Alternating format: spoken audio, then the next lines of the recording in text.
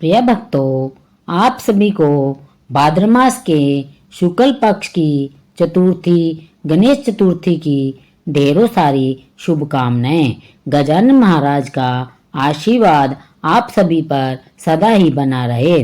भक्तों, जैसा कि आप जानते हैं कि सनातन धर्म में जितने भी पर्व आते हैं उनमें से हर कोई का कोई ना कोई विशेष महत्व होता है। लेकिन जब हम गणेश चतुर्थी की बात करते हैं तो यह सिर्फ एक त्योहार नहीं बल्कि भक्त और भगवान के बीच प्रेम और विश्वास का अद्भुत संगम है।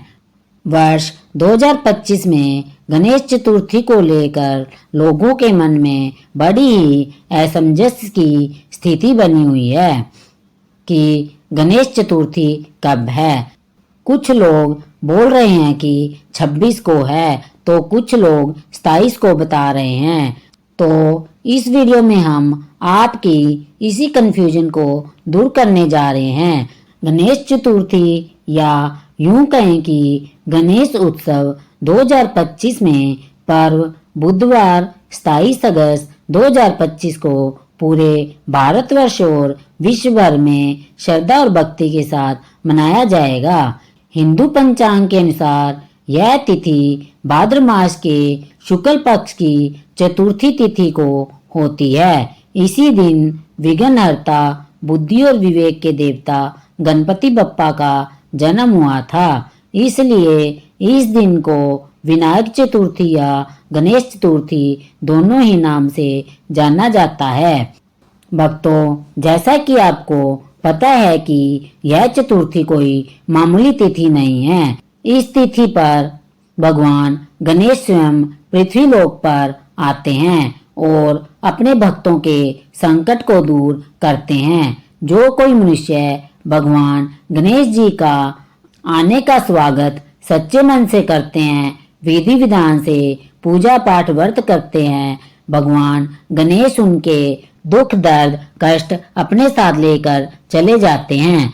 प्रिय भक्तों, जब हम गणेश चतुर्थी की बात करते हैं तो यह केवल एक दिन की पूजा नहीं होती है। इसे ऐसे समझिए जैसे कोई राजा अपने महल से निकलकर प्रजा के बीच आकर कुछ दिनों के लिए रहने लगे।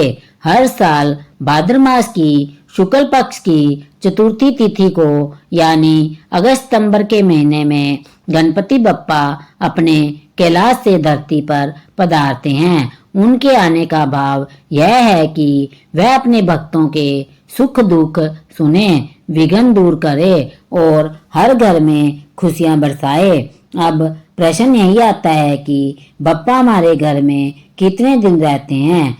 तो देखिए, यह हर घर परिवार पर निर्भर करता है। कुछ लोग उन्हें सिर्फ 1.5 दिन के लिए विराजमान करते हैं, यानी स्थापना करने के अगले दिन ही विसर्जन कर देते हैं। कोई उन्हें 3 दिन रखते हैं, कोई 5 दिन, कोई 7 दिन और कुछ लोग पूरे 10 दिन तक गणपति बप्पा को घर में विराजित रखते हैं।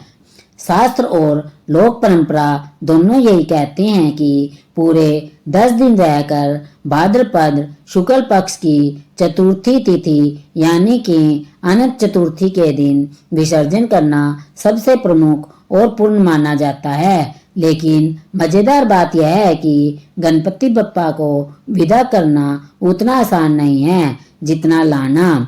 जब वह घर आते हैं तो हर घर में उत्सव, गीत, भजन, मोदक लड्डू की मिठास होती है। 10 दिन तक ऐसा लगता है जैसे घर घर में स्वर्ग उतर आया हो। और फिर विसर्जन के दिन जब गणपति बप्पा मोरया अगले वर्ष तू जल्दी आ की गूंज होती है तो आंखें नम हो जाती है। यह विसर्जन असल में एक गहरा संदेश देता है, जीवन अस्थायी है, हर चीज वापिस उसी ईश्वर में विलीन हो जाती है जिससे निकलती है। तो संक्षेप में कहे तो गणेश जी पृथ्वी पर चतुर्थी से चतुर्दशी तक यानी अधिकतम 10 दिन तक विराजते हैं। लेकिन भक्त अपनी श्रद्धा के अनुसार उन्हें 1.5, 3, 5 या 7 दिन बाद भी विदा कर सकते हैं और विसर्जन का सबसे बड़ा पर्व होता है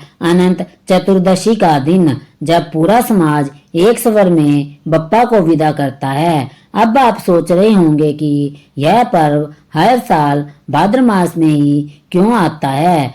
तो इसका कारण है चंद्र कैलेंडर की गणना, जिसमें सूर्य और चंद्रमा के संयोग से बनने वाली तिथियों के अनुसार पर्व तय होते हैं। भाद्रपद शुक्ल की चतुर्थी को गणेश जी का प्रागट्य हुआ था, इसलिए यही दिन उनके जन्मोत्सव का प्रतीक बन गया। इस बार की चतुर्दशी 2025 में यह तिथि 26 अगस्त दोपहर 1:54 से शुरू होगी और 27 अगस्त दोपहर 3:44 तक रहेगी।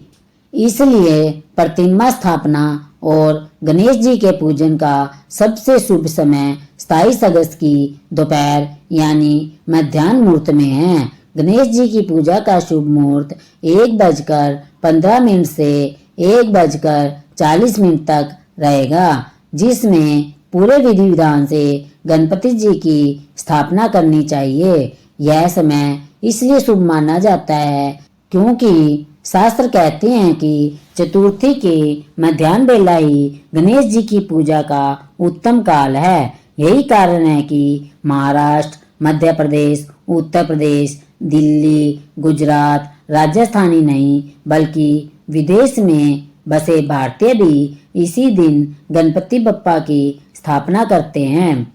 इससे पहले हम जान ले कि चतुर्थी व्रत की पूजा का शुभ मुहूर्त क्या है, क्योंकि शुभ मुहूर्त में किया हुआ उपाय हमेशा ही लाभ प्रदान करता है, यह कभी निष्फल नहीं जाता। अब अगर शुभ मुहूर्त की बात करें तो जैसा कि बताया गया है 2025 में गणेश चतुर्थी का समय 27 अगस्त को 11:05 से 1:40 तक रहेगा। हालांकि भारत के अलग अलग शहरों में यह समय कुछ मिनटों का अंतर ले सकता है।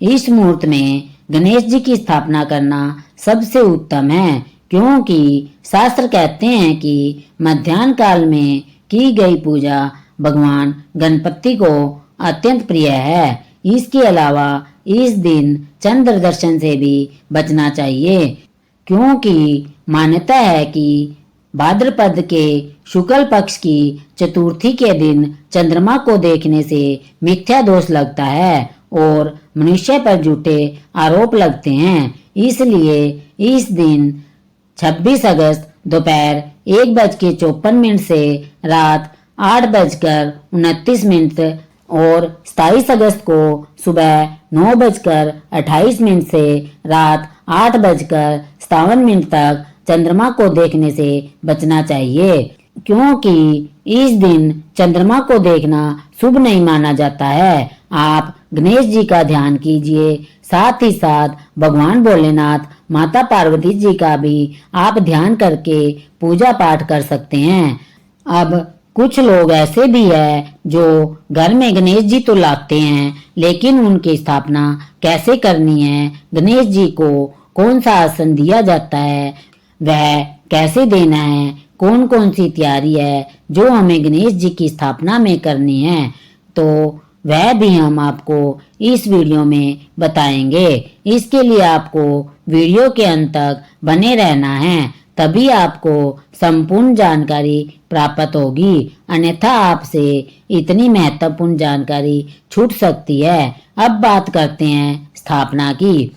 गणेश चतुर्थी पर गणेश जी की प्रतिमा घर लाने का महत्व सिर्फ पूजा पाठ तक सीमित नहीं है, बल्कि यह भगवान को अपने घर में, अपने दिल में, अपने परिवार में स्वागत करने का प्रतीक है। शास्त्रों में कहा गया है, गणपति बप्पा मोरया, अर्थात जब गणेश जी हमारे घर पधारते हैं तो वे सिर्फ मूर्ति नहीं होते, बल्कि साक्षात विघ्नहर्ता के रूप में हमारे बीच विराजमान होते हैं। स्थापना से पहले घर की अच्छे से सफाई करनी चाहिए, क्योंकि यह सिर्फ बाहरी शुद्धि नहीं बल्कि मन और विचारों की भी पवित्रता का प्रतीक है। स्थापना के लिए मिट्टी की प्रतिमा सबसे श्रेष्ठ मानी जाती है, क्योंकि यह पर्यावरण के अनुकूल होती है और विसर्जन के समय यह धरती में मिलकर पुनः पंच तत्वों में विलीन हो जाती है। प्रतिमा घर लाने से पहले कलश स्थापना करनी चाहिए और स्थापना स्थल को लाल या पीले वस्त्र से सजाना चाहिए। गणेश जी को पूर्व या उत्तर दिशा की ओर मुख करके स्थापित करना चाहिए, क्योंकि यह दिशा समृद्धि और सकारात्मकता का प्रतीक मानी जाती है। मूर्ति पर सिंदूर, दुर्वा, 3 पत्तियों वाली घास जो गणेश जी को अति प्रिय है, फूल, मोदक और लड्डू अर्पित करें। यह सब करने का कारण सिर्फ परंपरा निभाना नहीं है, बल्कि हर अर्पण का एक आध्यात्मिक और वैज्ञानिक कारण है। जैसे दुर्वा शीतलता का प्रतीक है, मोदक ज्ञान और प्रसन्नता का प्रतीक है और लड्डू समृद्धि का प्रतीक है। इस प्रकार जब हम गणेश जी की स्थापना करते हैं तो वास्तव में हम अपने घर में सुख, समृद्धि, शांति और ज्ञान की स्थापना कर रहे होते हैं। इस प्रकार जो आज से गणेश जी की सच्चे मन से पूर्ण श्रद्धा भाव से स्थापना करता है, संकल्प ले प्रतिदिन जितने भी दिन गणपति बप्पा आपके घर में विराजमान रहते हैं, उतने दिन आपको गणपति जी की आरती करनी है और भोग में गणेश जी के प्रिय भोग मोदक चढ़ाना है। जो अब पूजा विधि की बात करें तो सुबह स्नान कर शुद्ध वस्त्र धारण करे और संकल्प ले मैं भाद्र मास शुक्ल पक्ष की चतुर्थी को विघ्नहर्ता गणपति जी की पूजा करूंगा, उनका आशीर्वाद प्राप्त करूंगा। इसके बाद घर के पूजा स्थल में गणेश जी को स्थापित करें। शास्त्रों के अनुसार गणेश पूजन षोडशोपचार से करना चाहिए, यानी 16 प्रकार की सेवाएं, आवाहन, आसन, पाद, अर्घ्य, आचमन, स्नान, वस्त्र, गंध, पुष्प, धूप, दीप, नैवेद्य, आरती, मंत्र, जप, प्रदक्षिणा और नमस्कार। प्रत्येक सेवा का अपना महत्व है। उदाहरण के लिए दीपक जलाना अज्ञान के अंधकार को दूर करने का प्रतीक है, धूप वातावरण की शुद्धि का प्रतीक है और नैवेद्य अर्पित करना भगवान को अपने जीवन की सारी उपलब्धियां समर्पित करने का भाव है। व्रत नियम के अनुसार इस दिन प्रातः से लेकर पूजा के बाद तक व्रत रखना चाहिए। कुछ लोग फलाहार करते हैं, कुछ लोग निर्जल उपवास भी करते हैं, लेकिन मूल नियम यह है कि व्रत के दौरान मन और वाणी की शुद्धि रखनी चाहिए। झूठ, क्रोध, हिंसा और नकारात्मक विचारों से बचना चाहिए। व्रत का उद्देश्य शरीर को कष्ट देना नहीं, बल्कि आत्मा को शुद्ध करना और भगवान से सच्चे मन से जुड़ना है।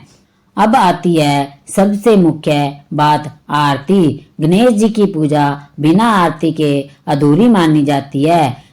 जब परिवारजन और भक्त मिलकर हाथों में दीप लेकर जय गणेश देवा गाते हैं तो ऐसा लगता है जैसे पूरा वातावरण ही गणेश में हो गया हो। गणेश जी के आरती के समय दीप को गणेश जी के सामने 3, 5 या 7 बार गोल घुमाया जाता है और साथ में घंटी बजाई जाती है। आरती के बाद दीप को अपने माथे पर लगाना चाहिए और प्रसाद का भोग लगाकर सबको वितरित करना चाहिए। भगवान गणेश को प्रसन्न करने के लिए प्रसाद का बहुत विशेष महत्व है, क्योंकि गणपति बप्पा भोले स्वभाव के देवता है और थोड़े से भाव से भी प्रसन्न हो जाते हैं।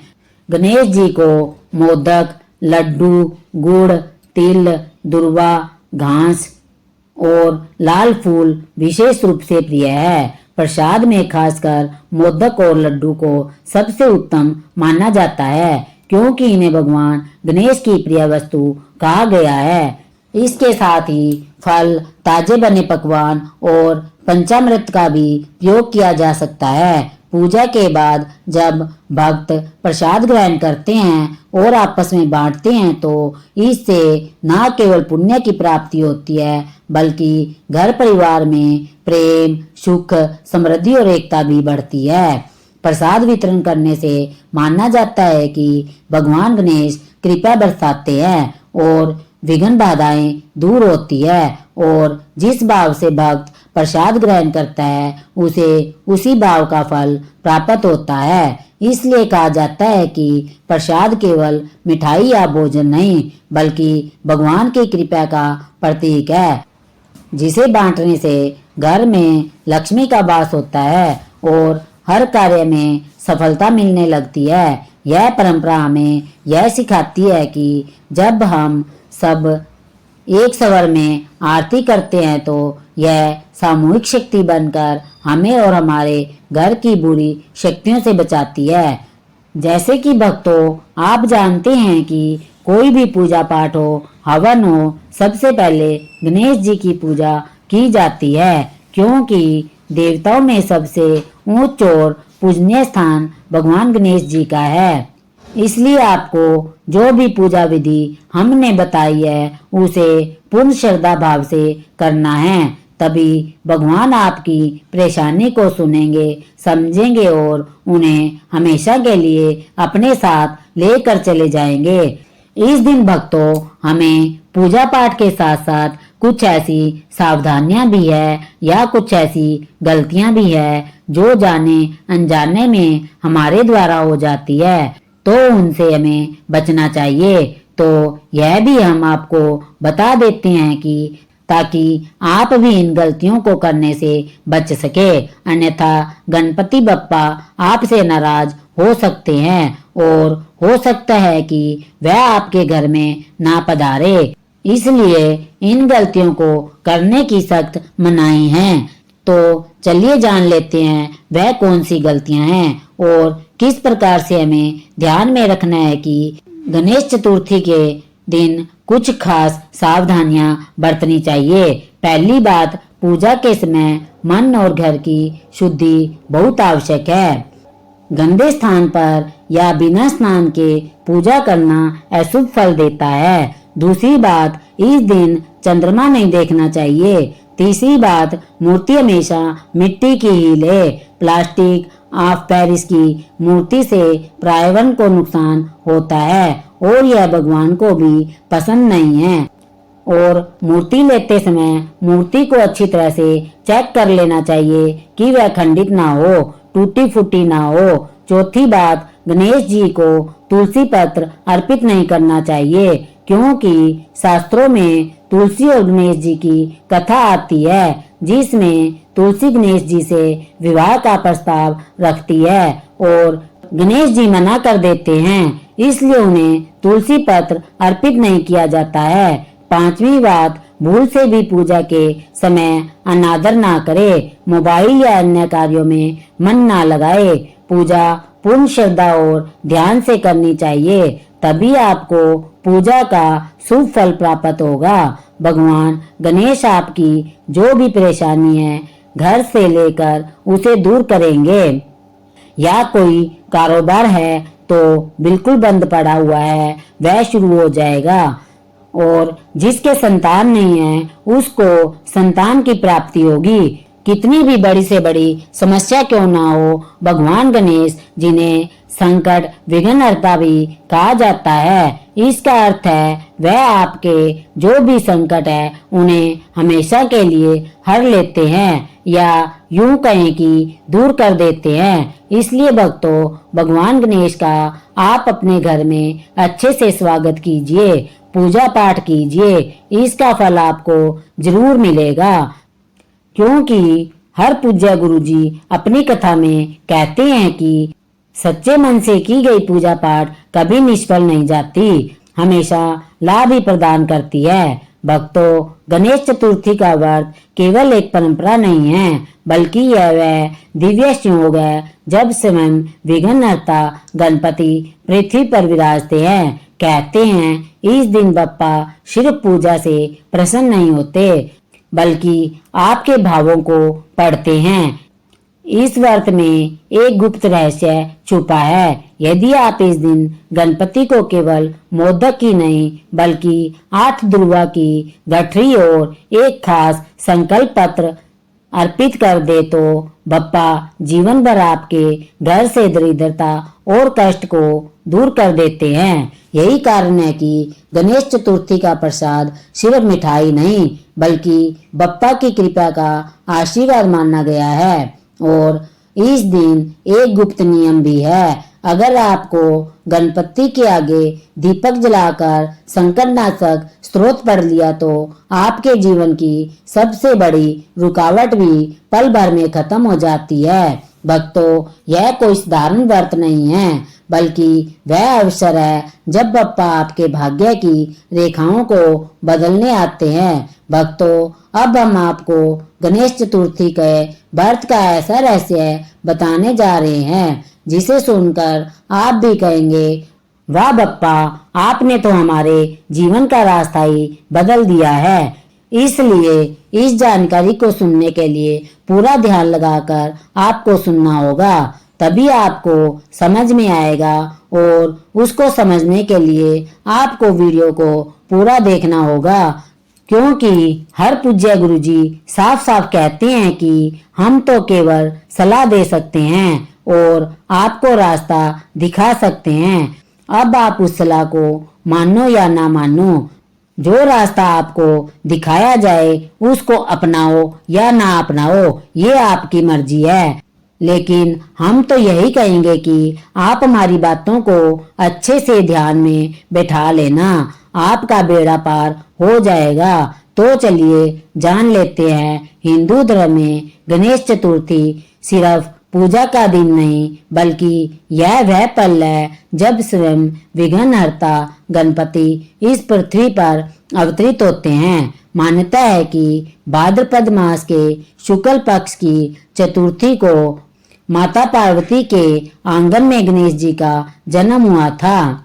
इस दिन घर घर बप्पा की स्थापना होती है। भक्त उनकी सेवा ऐसे करते हैं जैसे छोटे बच्चे की। लेकिन भक्तों, इस व्रत में कुछ गुप्त रहस्य है जो हर किसी को पता नहीं होते हैं। आज मैं आपको वह सब बताने जा रही हूँ ताकि आपकी मनोकामना तुरंत पूरी हो जाए। इसलिए इन बातों को अपनों तक सीमित मत रखना। जो कोई आपका करीबी है, जो परेशानी में है, मेहनत तो करता है लेकिन उसका फल प्राप्त नहीं होता है, तो उसके लिए और आपके लिए यह एक मौका आया है जो कि साल भर में एक ही बार आता है। तो इस मौके को अपने हाथ से मत जाने देना।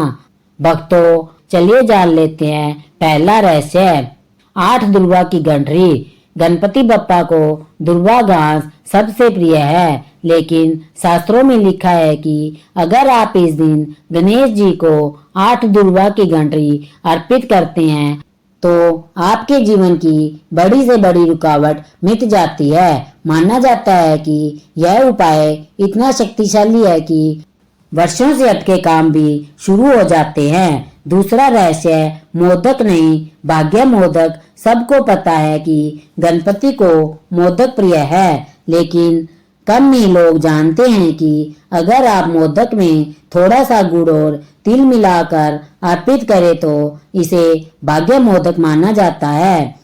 इस प्रसाद को ग्रहण करने से घर में दरिद्रता कभी नहीं आती है और धन धान्य की वृद्धि होती है। तीसरा रहस्य, संकटनाशक स्तोत्र का चमत्कार। गणेश चतुर्थी की रात जब आप दीपक जलाकर श्रद्धा से संकटनाशक स्तोत्र का पाठ करते हैं तो मान्यता है कि आपके जीवन का सबसे बड़ा संकट तुरंत समाप्त हो जाता है। यह स्तोत्र इतना शक्तिशाली है कि इसे संकट मोचक गणपति का वरदान माना जाता है। चौथा रहस्य, प्रसाद वितरण का दिव्य फल। भक्तों, एक बात हमेशा याद रखना, प्रसाद बांटना केवल मिठाई बांटना नहीं है, यह बप्पा की कृपा को सबके साथ साझा करता है। जो व्यक्ति इस दिन प्रसाद बांटता है उसके घर में सौभाग्य और सुख समृद्धि बढ़ती है और खास तौर पर अगर प्रसाद में नारियल और गुड़ शामिल हो तो घर में लक्ष्मी का वास होता है। ऐसा करने से माता लक्ष्मी प्रसन्न होती है। और अगर जिसकी भक्ति के ऊपर माता प्रसन्न हो जाए तो उसके भाग्य के सितारे ही चमक जाते हैं। धन दौलत की उसको कमी नहीं रहती है। रुपया पैसा हमेशा ही आता है और टिकता है, क्योंकि माता लक्ष्मी स्वयं धन की देवी है। तो इस उपाय को तो आपको जरूर करना चाहिए। पांचवा रहस्य, व्रत का फल और नियम।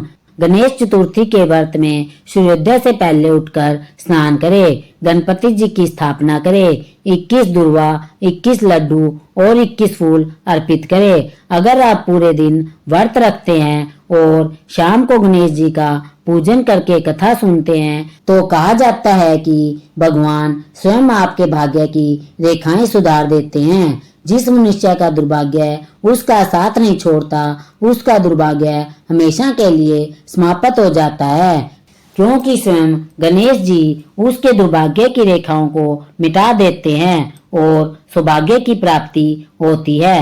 अंतिम रहस्य, बप्पा पृथ्वी पर कितने दिन रहते हैं। भक्तों, क्या आप जानते हैं कि गणपति बप्पा इस दिन सिर्फ पूजा से प्रसन्न होकर चले नहीं जाते, वे पृथ्वी पर 10 दिनों तक अपने भक्तों के घर घर में विराजते हैं। गणेश स्थापना से लेकर अनंत चतुर्दशी के विसर्जन तक वे अपने भक्तों के साथ रहते हैं।